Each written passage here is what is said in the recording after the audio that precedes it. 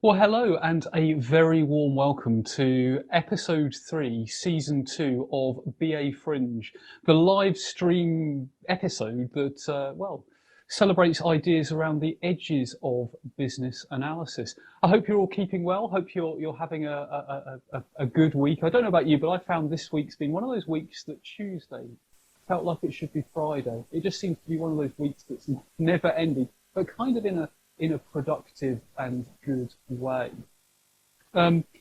Okay, so we're of course live on Zoom and YouTube. If you are on Zoom, be sure, of course, to take the opportunity to network. If you're in the Zoom room, say hello to each other. So we have a range of eclectic but important topics tonight. We're going to be talking about the importance of accessibility in requirements and design with Ed Chandler. We're going to be talking about gamification with Olu Asani, empathy in digital experience design with Rachel Drinkwater, and product ownership analysis with Anant Mahapatra from IIBA. Now, I know a lot of these ideas, a lot of these topics people have been really asking for and talking about. So we're very much looking forward to talking about those this evening. As always, we really are live, so anything could happen. So do forgive us for the occasional technical issue that might creep in this evening. We always like to think that's part of the unique charm of BA Fringe. It also proves that we really are live. Also remember, because BA Fringe is very social, as well as chatting in the Zoom room, you can also share your thoughts with on social media. The hashtag is BA Fringe, that's hashtag BA Fringe. Feel free to share your top takeaways, or perhaps, feel free to take a screenshot or a photo or whatever, and let people who perhaps couldn't attend, let them sort of engage and see what you've been up to as well. We always love looking at the hashtag after the show. Also, remember, you can have a shout out read live on air if you've got something to celebrate, or perhaps if there's a particular tip or takeaway that you want to let us know about or echo amongst the community. All you need to do is go to bafringe.live. That is bafringe.live. There's a very short form to fill in there, and we'll read out as many as we can throughout the show. We normally get some really interesting ones and some curveball ones as well. And I've got to say, personally, I really enjoy the curveball ones, so do keep those coming in as well. So let's move on to our first segment, because we have such a packed agenda. To what extent do you consider accessibility on your projects? Is it just a tick box exercise? Is it just a category in your non-functional requirements? Is it just about complying with legislation like the Equalities Act, or is it something more than that? I'm really pleased to say we have Ed Chandler today with us, who's a principal consultant at User Vision, to talk about accessibility and what it means for us in 2021. So Ed, thank you very much for being here today. Hi Adrian, thanks very much. Excellent. So Ed, we hear the term accessibility a lot, particularly in the context of experience design. And I suppose this debate has come a long way over the years. But where would you say accessibility is in 2021? It's a really good question. Thanks Adrian, and also thanks for having me on BA Fringe. It's brilliant to be here. So accessibility and inclusion, as I see it, has come a long way in the first 20 years of the 21st century, and it still has a long way to go, I would say. But we're doing really good stuff. I would say the amount of accessible products and services has continually increased year on year and will only ever increase. For example, we've had, iPhone has been accessible since about 2009, Google a few years after that. That's made a huge difference because of the way we live our lives and apps and mobile web. It's made a huge difference in living independently for people with disabilities. So I see more companies, more organizations embracing a user-centered design approach, which is fantastic for people to what we would say participate in society on their terms. They can choose when to engage, when not to. Governments are great, they've got very advanced, but private businesses aren't as far as that. So there's still more work to do, but there's more awareness and desire to become inclusive. Yeah, that's really interesting, Ed, and it's sort of interesting because I suppose one of the sort of things creating the impetus for us to consider accessibility is legislation, whether that's the Equalities Act or whatever it happens to be in different jurisdictions. And I suppose that's of course helpful and it's useful. But I mean, is that what accessibility is about? I mean, I suspect it's more than just complying with legislation. It's really interesting because many governments around the world are actually introducing more regulation, standardization and legislation as a way to raise the bar. And if you're in the digital sphere, you'll have, and in the public sector, you'll have probably been living and breathing a new piece of legislation, the public sector body's website and mobile apps, and that's had a huge impact. And it's been really great to see. One of the slight downsides is that, as you sort of alluded to at the start, is some organisations embrace it from a what do we need to do to get over the line? Yeah. What's not the bare minimum, but what do we need to do to get this right, essentially? And they're not taking that extra mile to say, okay, how do you make this experience as inclusive and positive as possible?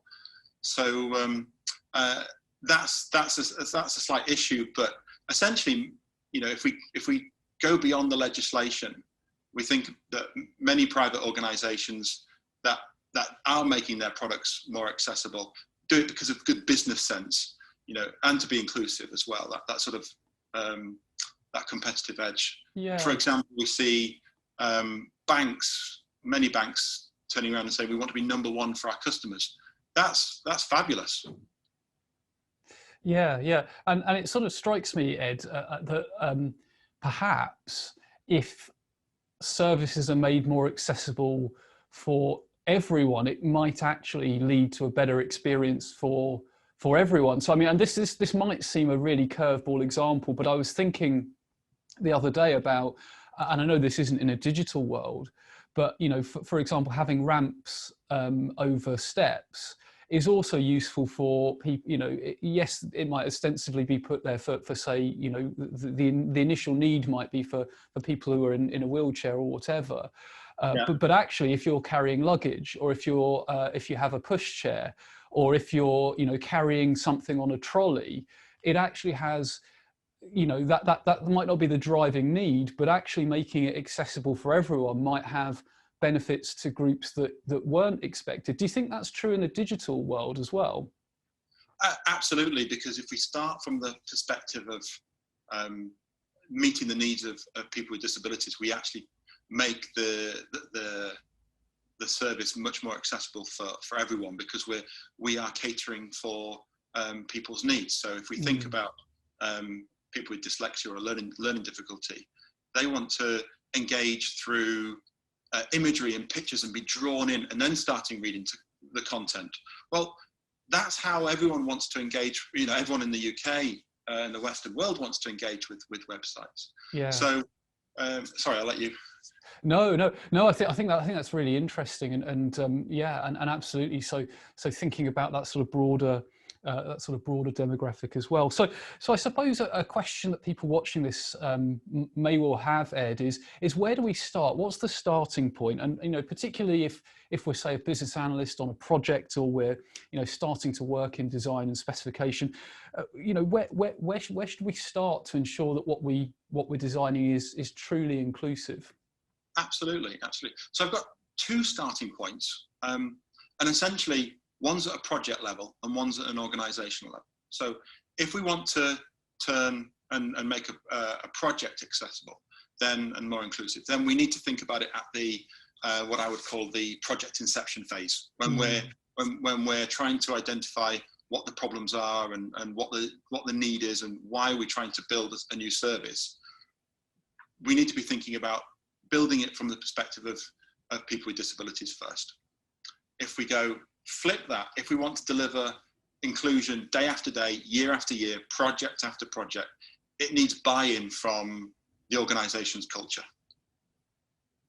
Yeah, which I suppose is a really hard, that's one of those things that's absolutely logical and but it's really hard to do, isn't it? It's really hard to get when there's limited budget. Do you have any, we'll come on to your sort of biggest tip or takeaway in a moment, but before we get there, in terms of building buy-in, I wondered whether you had any tips or experiences there, because that's often one of the hardest things, I think, isn't it? Absolutely. And the way I see it is it can't be just a bottom-up or a top-down approach. You have to meet it at both sides. So it needs to be in the organization's vision and mission. We need to be thinking at a design systems level where design patterns are inclusive and accessible. And there's metrics within the business to measure inclusion and UX. Yeah. I've got a good example. The GDS service standard, they're really good if you go through to their design system at making sure that accessibility is included. We've also got the Scottish approach to service design and the Digital Scotland service standard. If you really want to see great examples of service provision and doing projects in the right way, they're great resources. Yeah, fantastic. And for anyone watching, GDS, of course, is the Government Digital Service. And so if you were to Google UK Government Digital Service, that would come up. Is it gds.gov? I can never remember. It's something like that, isn't it, Ed? But yeah, I always do GDS service standard, and it gets through to the service standard, and then you can go through from there. But gov.uk essentially is the hub. Fantastic. So obviously a really, really broad topic. One thing that I think certainly everyone watching would agree that as business analysts we should definitely be actively aware of and engaging with. What would your biggest tip or takeaway be to the people watching tonight, Ed? So I've got a couple, if that's okay. Yeah. One of the things that I think even the GDS and the Digital Scotland could even improve on is starting from understanding the needs of people with disabilities and build your service around that group, as it's more likely to be inclusive and open for as many people as possible. There's a tendency to start with understanding and doing user research and then saying, well, let's just check on people with disabilities. Does that match? Is there anything in addition? And actually we need to start from that position. The second one is about understanding weak links in your journey. And we need to understand the entire journey, especially when there's digital and physical touch points. Identify any barriers, because a journey is only good, or a service is only good as the weakest link. And then finally, keeping in that weak link theme and going back to culture, get everyone on the same page regarding the importance of inclusion. I'm sure we've all heard people coming, but we've got to deliver, let's do that on day 2, phase 2. And actually, if there's any weak link in the chain, it creates barriers. So there's my sort of 3 overarching takeaways, I guess. Yeah, definitely. And sort of really building that inclusivity by default. So it's not a bolt on. So it's there. Exactly. Sort of in the very fabric of what we do. And what you were saying there, Ed, about the delivery, that really resonates, isn't it? It's often there's such a need to get something over the line. And we all know that day 2 never really comes for the, so day 2 is sort of like the sort of mythical thing. So Ed, we could talk for much longer on this topic, I'm absolutely certain, but we're just about out of time. I'm absolutely certain that people want to stay in touch, know more about what you do. How can people connect with you? Yeah, so feel free to drop me a line through LinkedIn. That's always good. Or check out our website for training opportunities and getting in touch. So that would be uservision.co.uk. We run regular training on all different types of UX and accessibility topics that I'm sure are relevant. And I'm very happy to have conversation with people that are interested to learn more and understand more. Excellent. Well, thank you very much, Ed. I'm sure people will be in touch. And I remember one of your colleagues delivering a half-day workshop at the BA Conference Europe a couple of years ago, which was fantastic. So definitely, if anyone's tuning in, do check out the training offerings there. So Ed, thank you very much, and catch you again soon. Brilliant. Thanks. Have a good evening. Thanks. Bye-bye. Bye.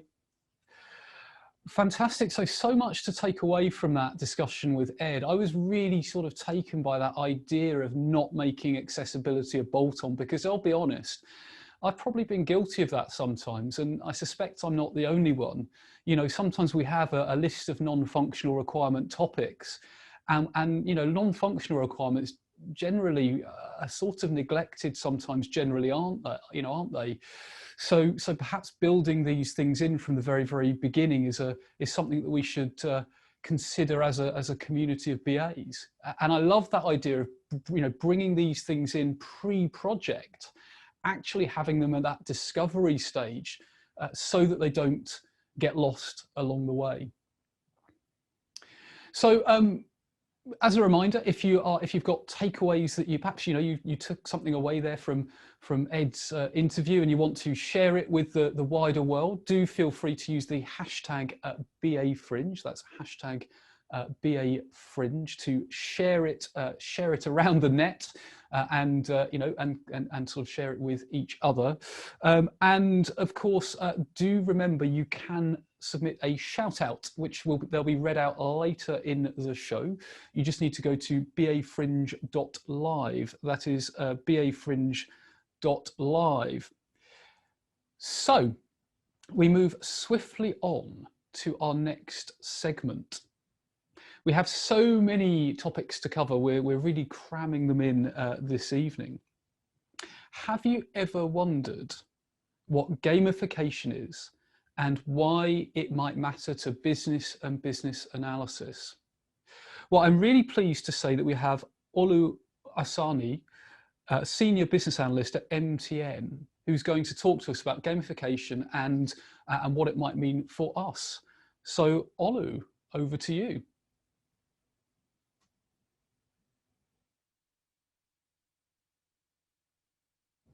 Hi, my name is Oluwakorede Asuni. You may call me Olu for short. I feel excited to be here on the BA Fringe, and today I'll be talking to us on the subject of gamification.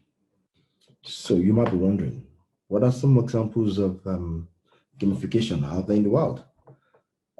Perhaps the most common one, especially given the lockdown and our collective interest in staying fit.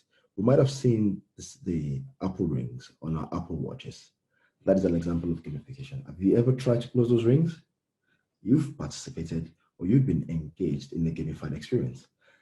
While your goals just set and presented to you, you might not be as motivated to complete those constituting activities that would help you close the rings. But given the fact that you are presented a ring that you need, or a set of rings that you need to perform different activities to close, and you get an immediate feedback every time you partook, you get motivated to want to continue to close the ring. You get motivated to want to continue to participate or partake in those activities. So, what are game mechanics? Game mechanics are those tools that are used to sustain interest in games. And there are three of them that are most popular, quite popular. And the three are points, badges, and leaderboards. So points are awarded upon completion of a specified point earning task. So you set up your gamified experience such that customers need to complete, or players need to complete several actions in the course of their gamified experience. And for every challenge or micro challenge that a customer or player completes, you reward a point. Badges are allocated at the end of a collection of challenges or micro challenges to signify that the player had come thus far in a gamified experience. A third game mechanic that is used widely in gamification is the idea of leaderboards. Leaderboards simply shows people of similar skill sets who are playing the same game, shows their performance compared to one another. So a leaderboard may be showing the top 10 players, or might be showing all players in the gamified experience, and shows where an individual is relative to the rest of the players. So a player will then see that, okay, I'm in the middle of the pack. There are 50 people underneath me or behind me that I'm ahead of, and there are about 20 people that are ahead of me. And that could lead to gameful strategies to say, okay, how do I move from being number 21 on the leaderboard to being number 20? So points, badges, and leaderboards are some of the most widely used game mechanics out there in the world. You know, there are advocates who argue that when purpose is not known, abuse becomes imminent. So perhaps we should discuss quickly the purpose of gamification. One key reason why we gamify is because the idea of homo economicus, the idea that humans only make rational decisions when confronted with all facts, does not hold true. So it's never the case that people go all out to consider all the facts before taking a decision. Well, in certain areas of our lives, we do that. But the vast majority of decisions we take has got some elements of irrationality embedded in it.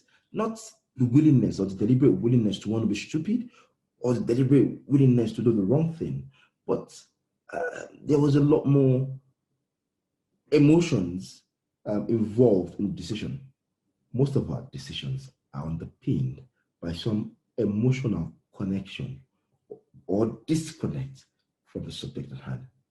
So why gamify? To nudge people to sometimes take actions that are good for them. So I always argue that in a gamified environment, there are usually two major actors. The gamifier, or the owner of a game or the platform, which usually is a business who expects or wants or needs people, individuals, to take certain actions. They want certain behaviors amplified within their target audience. It could be that they want you to keep logging into an app on a daily basis. It could be that they want you, like the Apple example, or other fitness app examples, they want you to complete a set of objectives on a daily basis. Then they create a channel, a stickiness tool, via which they engage with you emotionally. So what are the tools available out there to assist in properly adopting gamification? Look, there are quite a number of tools, but perhaps the best, the most popular tool out there is Octalysis, the Octalysis framework. The Octalysis framework is a human-centered gamification design framework that lays out the 8 core drives for human motivation. And the framework was developed by a gentleman named Yu-Kai Chao. Mr. Yu-Kai Chao argued that every individual wants meaning. They want meaningfulness out of their engagement. As such, when we are creating a gamified experience or environment, we need to ensure that there is a meaningfulness attached to the game we're asking people to do. People need to be able to connect their experience in that game to something bigger than them. There should be mutual benefit between the players and the platform or the platform owners. Gamification should be adopted in scenarios where people will normally be reluctant to do things that are good for themselves. It's super important that we look for that sweet spot between business intent and customer benefit. Look, I hope this has been interesting for you. I know it's a lot to fit into 6-8 minutes, but should you have questions, I want to stay in touch. Adrian would share my contact details at the end of this clip. And thank you very much, Adrian, for having me. I look forward to joining you again on Be a Fringe. Thank you very much.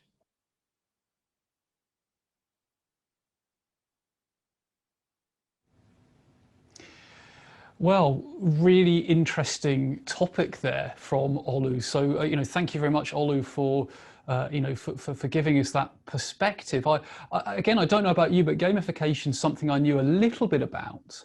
But Olu's video there has just inspired me to learn more. That whole Octalysis framework is one I'd not heard about, and it's one that I'm definitely going to be Googling, finding more about. And I love the idea of points and leaderboards and these sorts of things. In fact, maybe we should introduce gamification into BA Fringe. What do you think, Matt? That's that's. I think that's possibly it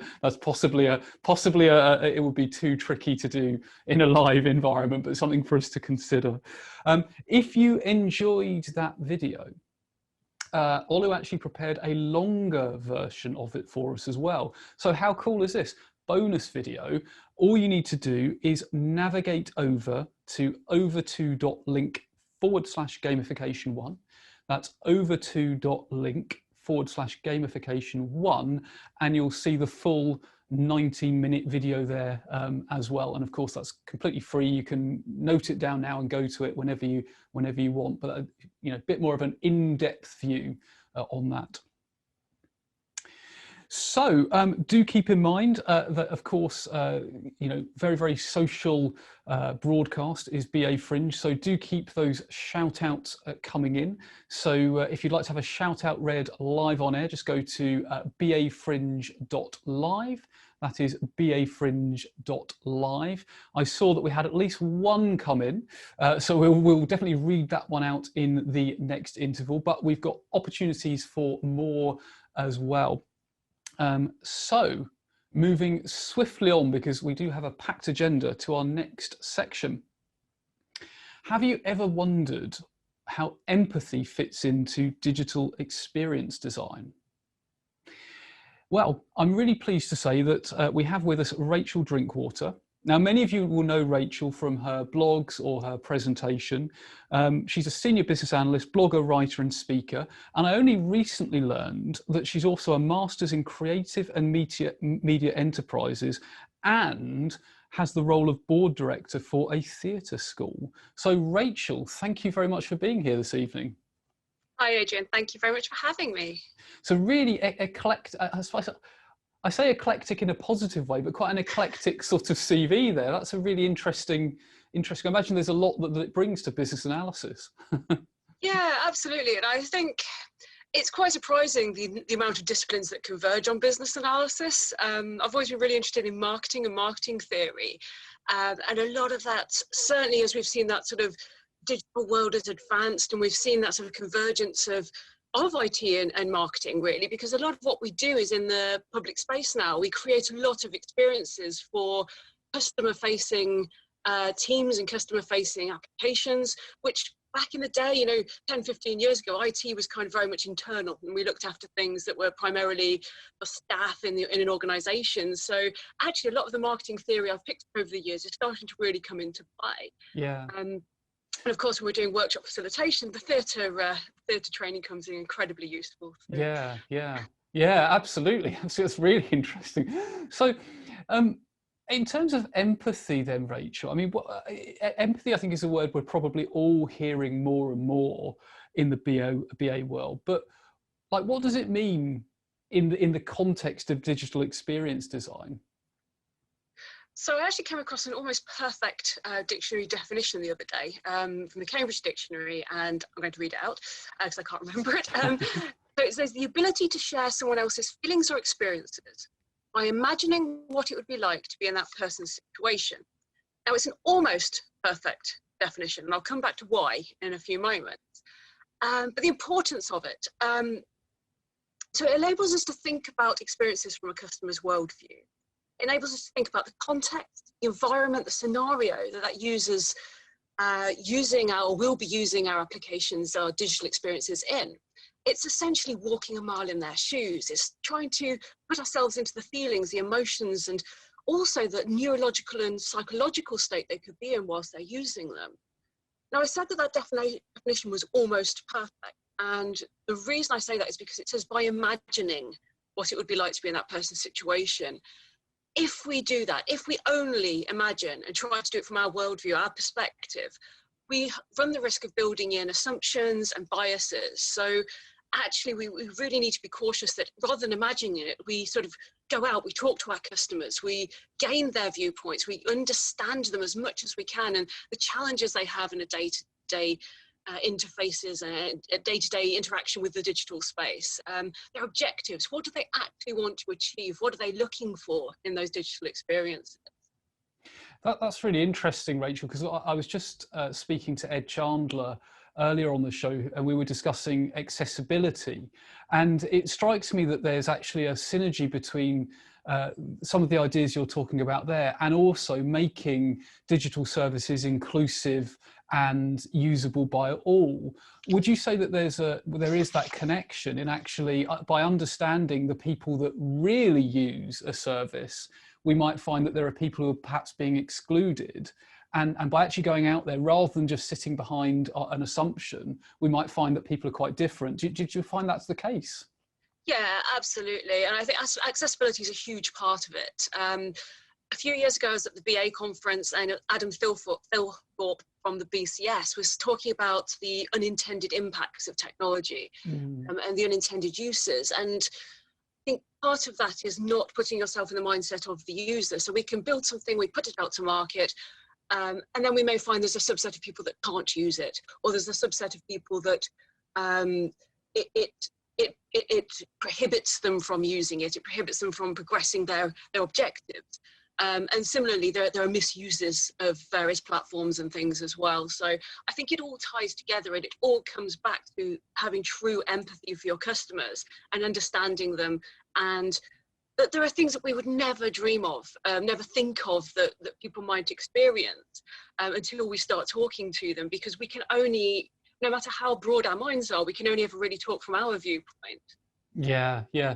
It's sort of interesting, isn't it? I sometimes think it's a bit like every person has a piece of the puzzle, and but with enough people, you might get enough pieces of that puzzle to see enough of it to sort of make some sense out of it.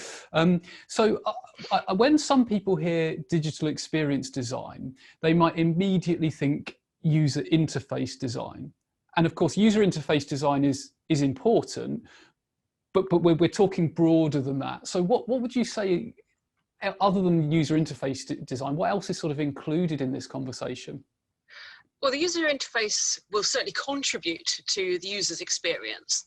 But when we talk about the sort of the end-to-end digital journey, if you like, we're not just thinking about one application or one device. It's thinking about that person's journey from when it's before they interact with us at all. It's that journey starting when they first get a need in their mind that they want to achieve some kind of objective, all the way to when they achieve that. And that might be after they've left our digital platforms now and their experience with us.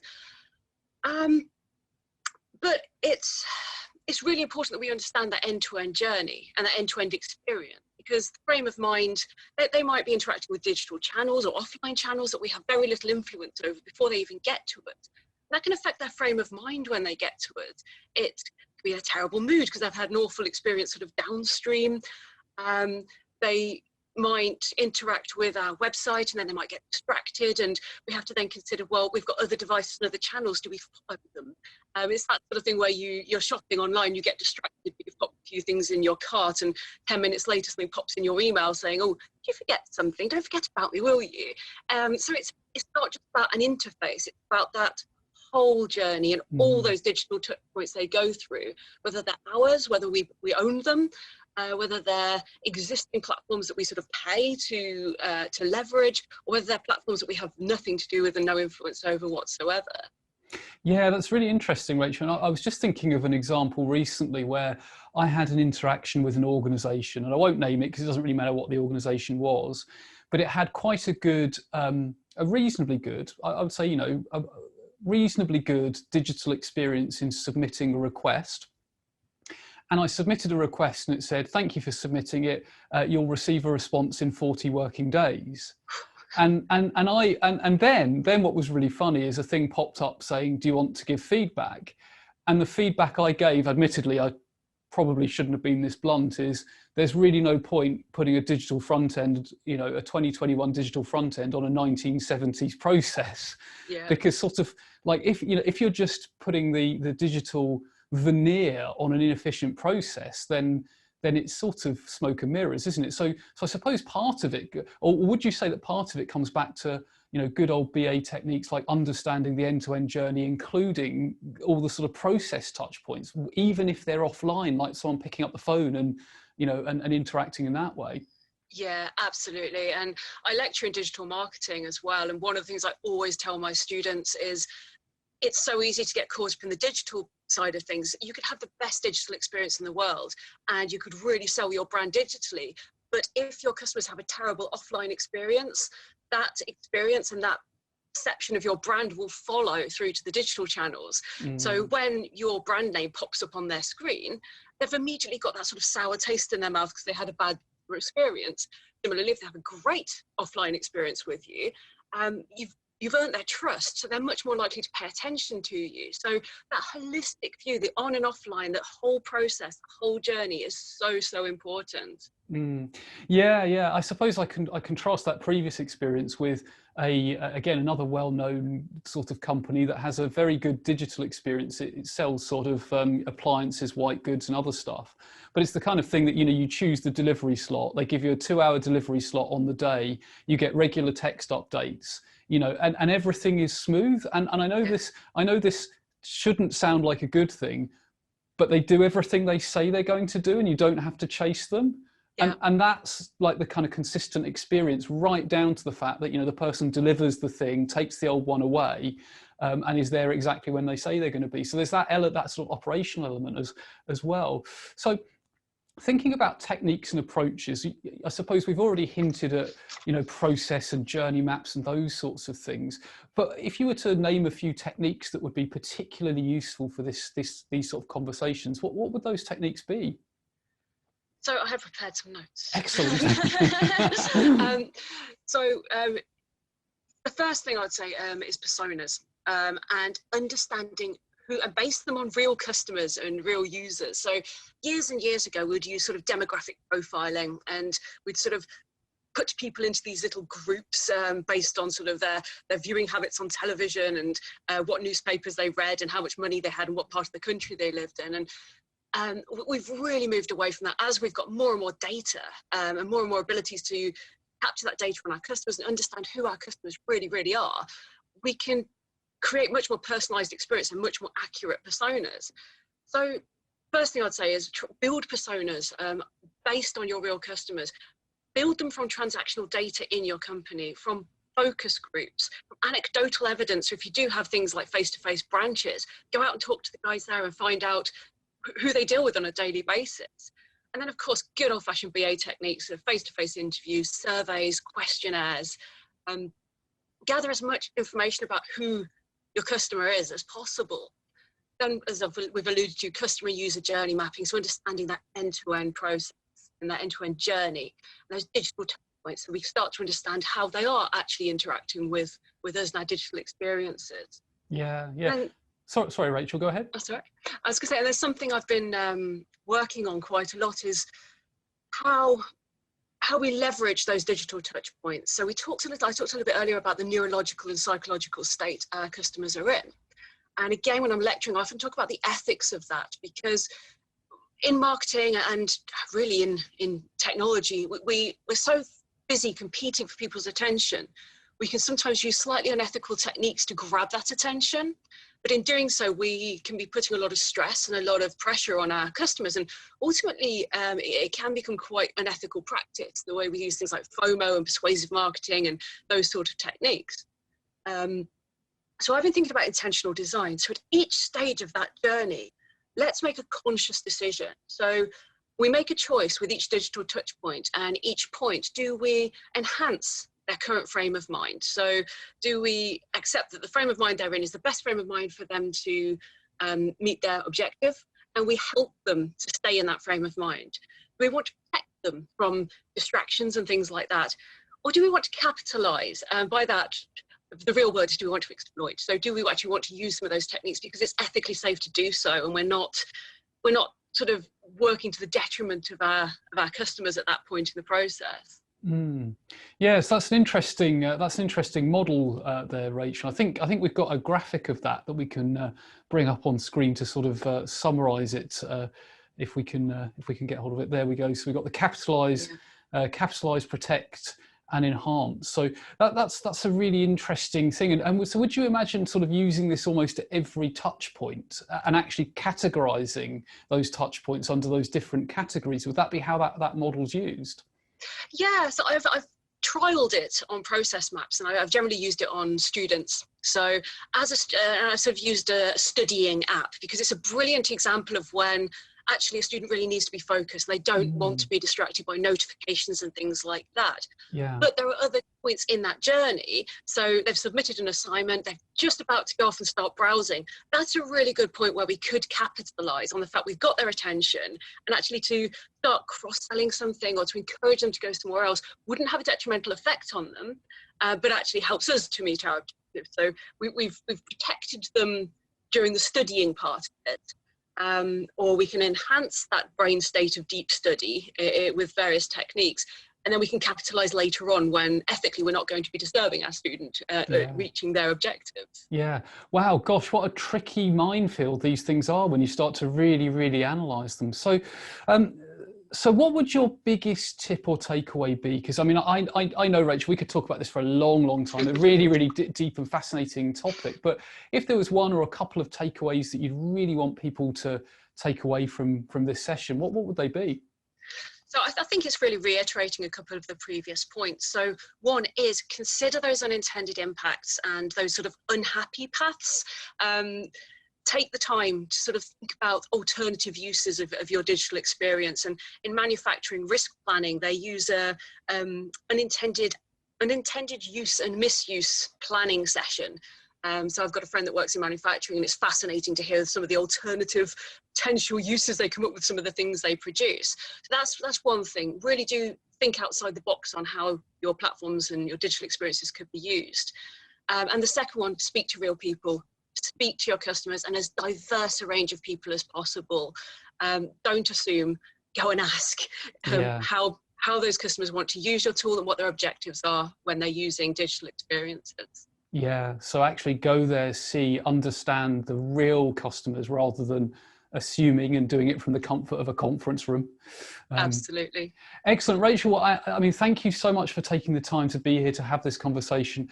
I am certain that people watching will want to know more about what you do. They'll want to connect and follow you.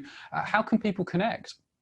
Brilliant. Yeah, I definitely welcome more discussions. So I'm on LinkedIn. I'm pretty active on LinkedIn. I think there's only a few Rachel Drinkwaters, and I've got a picture on there, so you should be able to find me. So that's the place to connect if you'd like to discuss this further. Fantastic. Well, excellent. Well, thank you so much, Rachel. I'm sure we'll catch up again soon. Absolutely. Thank you, Adrian. Thanks. Bye. Bye. Take care. Bye. Fantastic. So much to take away from Rachel's sort of ideas there, and do make sure you follow her on LinkedIn. There are normally some really fantastic blogs that she posts that you can follow and catch up on. And I love that, that whole idea of really thinking about each touch point. And that model that she shared with us is really I found quite thought-provoking. I think I need to let it mull in, let it sort of sink in to really think about how I'll use it. But it seems like a really practical takeaway there. So we're just gonna do one quick shout out now, and we'll do any remaining after the next little segment. So still time to get your shout outs in if you go to bafringe.live. If you would like a shout out read out live on air, that is bafringe.live. So we have a shout out from Liz, and Liz says, I love the idea of gamification. It'll be really interesting to see how this would work in a project environment, which is an interesting one, isn't it? I was thinking about it on sort of a product, but I'm wondering if Liz means there whether we could use gamification within a project. wow, there's an interesting idea. Like, you know, did you submit your project report on time? That's probably not a very good use for it, but you know, you get an extra point if you submit your timesheet. Or so. I'm coming out with really bad examples. I'm going to move on before I paint myself into a corner. But thank you very much, Liz, for that shout out. Really, really interesting idea. So we move swiftly on to our next segment. Now, lots of people I talk to are starting to wonder how business analysis, product ownership analysis fit together. And you will have seen, you can't have missed, that IIBA, the International Institute for Business Analysis, have released a product ownership analysis guide. And if you're a member, do go and download it. It's free. It's like 290 pages. It's free if you're a member. If you're a non-member, you can of course buy a copy. But to be honest, you may as well become a member. There's so many. Those of you that know me will know I'm an advocate for IIBA membership. But I'm really pleased to say that IIBA agreed to to have someone speak to us today about product ownership analysis.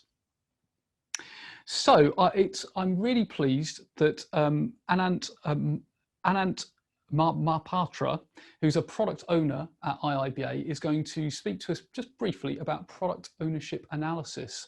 So over to you, Anant.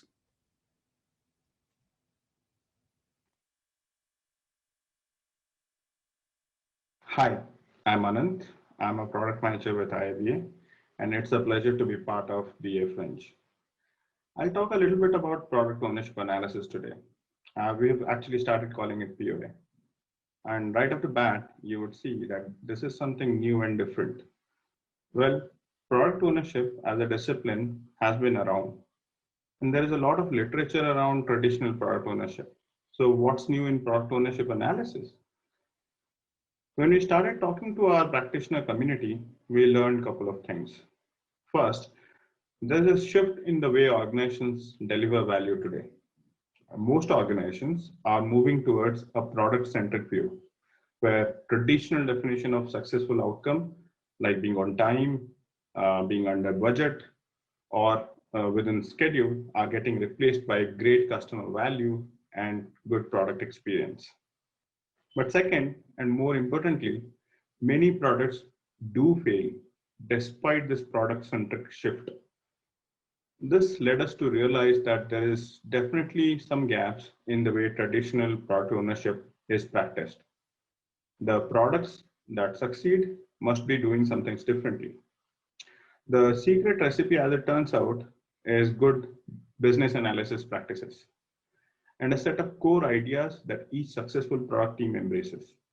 Hence, we've coined POA framework around the importance of good analysis practices and a set of 7 core ideas. We call these domains. We describe POA as a confluence of product ownership and business analysis practices centered around these 7 domains. It is different from the delivery-focused view of product ownership and shifts the conversation to product ownership analysis that is unique. It highlights many good practices, ethos, and tightly weaves in agility into product development. There's a mix of business analysis, product ownership, and agile techniques. We have expanded upon that in the guide to product ownership analysis and a slew of practical scenarios described for POA that can be applied in a work setting. In the guide to POA, one of our key domain is apply foundational concepts. The whole idea of this domain is about true business and team agility.